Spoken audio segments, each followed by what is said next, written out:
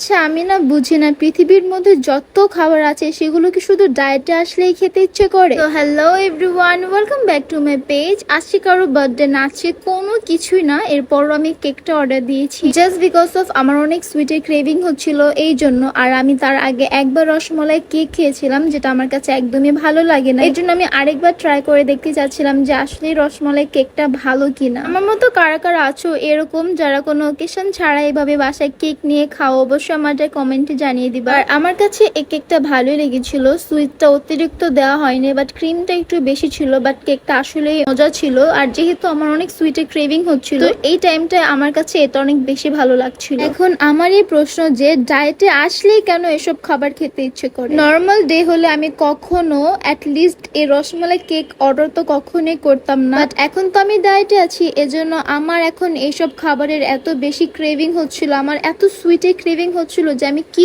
করব, নিজেকে কেমনে কন্ট্রোল করব আমি কিচ্ছু জানি না। এখন আমি কি এরকম একা একটা পাগল যে ডায়েটের মাঝখানে এসে এরকম খাবার অর্ডার দিয়ে সবকিছু নষ্ট করে ফেলো, নাকি তোমরাও এরকম করো? সেটা অবশ্যই আমাকে কমেন্ট করে জানিয়ে দিবা।